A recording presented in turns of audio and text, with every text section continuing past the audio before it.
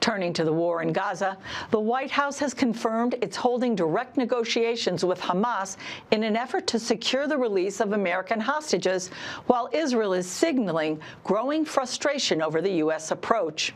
Our war correspondent Chuck Holton has that story and more.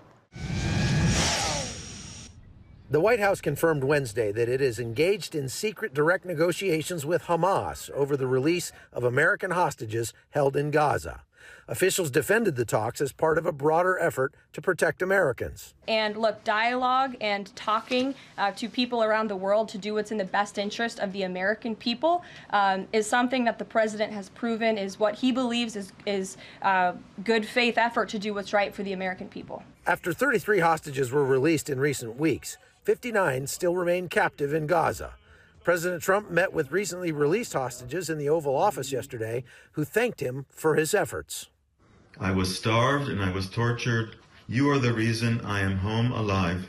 In a social media post, President Trump called Hamas sick and twisted, calling on them to release the hostages or there will be hell to pay.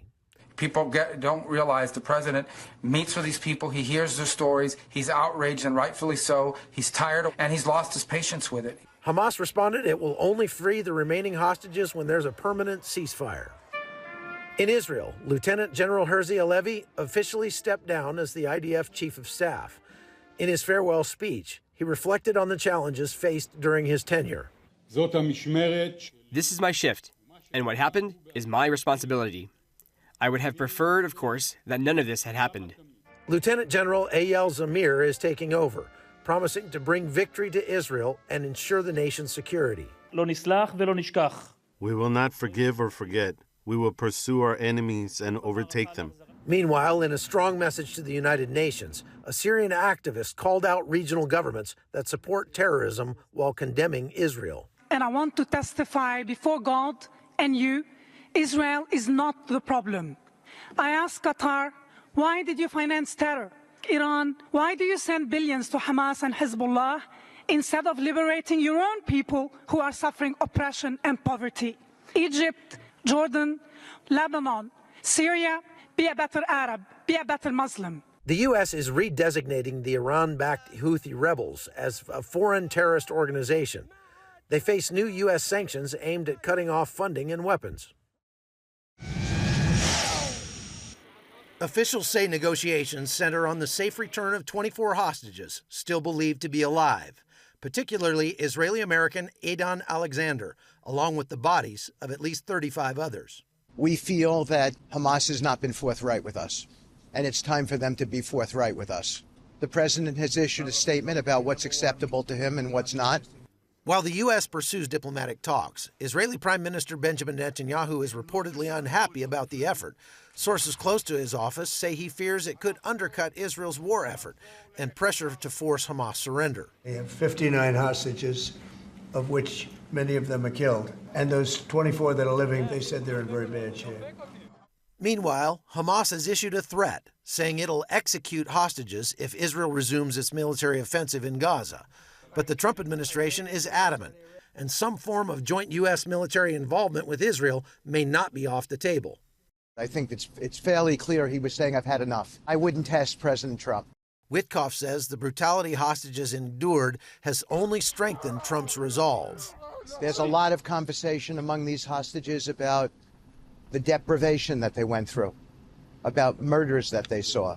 And I think that the president listened to it, absorbed it, and said, it's unacceptable. I'm not going to tolerate this type of behavior. The administration has not disclosed what action it may take next, but Trump is determined the U.S. will not back down. We want to see these hostages come home. We're not going to sit here, do nothing, and tolerate these inhumane conditions. They've lived in a terrible situation. By the way, who keeps dead bodies? Who does that? Who keeps people chained up downstairs? Who murders in front of other hostages? What's happened here is intolerable. The administration says Hamas cannot remain in power in Gaza. With time running out and no breakthrough yet, the next move belongs to Hamas, and the world is watching. Chuck Holton, CBN News, Jerusalem.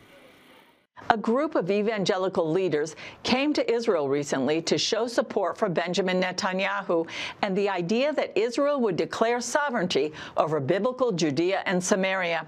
They met with the Prime Minister, and our Middle East correspondent Paul Strand spoke with Tony Perkins from the Family Research Council about that meeting. So, Tony, what went on with your meeting with the Prime Minister? Well, Paul, we had, I think, a very good meeting as the president kind of laid out, the prime minister laid out his priorities of what Israel is dealing with right now. Number one is getting the hostages back. I mean, he's been making that very clear. One is there was a clear understanding that Hamas has to be eliminated, that is not part of the future. There was also a discussion about what's been referred to as the head of the snake, Iran, that it continues to be a threat and that it continues to, even now, actively it's involved in the region. So while it has been degraded to some degree, to a large degree, it is still a threat to Israel and the Middle East. Was there any sense that if Iran is taken care of, if their nuclear threat is removed and they're no longer a big power, that maybe that'd take care of the Shiite problem, but that the Sunni problem may be on the rise right now? Did that come up at all? No, I think the Prime Minister, and not all this came up in the conversation, there were other leaders that I met with this week and had conversations, there is great hope with the return of President Donald Trump that there will be a normalization, a continued normalization of relationships, an expansion of that, possibly with Saudi Arabia and others in the region. So there's hope that there can be a managed peace in this area of the world, but it's going to require that Hamas is not able to continue to launch attacks or in any way threaten the security of Israel and the Jewish people. Does the Prime Minister see the problem that from Hamas's viewpoint, it's like, well, we're the ones with the hostages, we're the ones with the power, we'll decide whether we're going to go or not, and we're not going to go.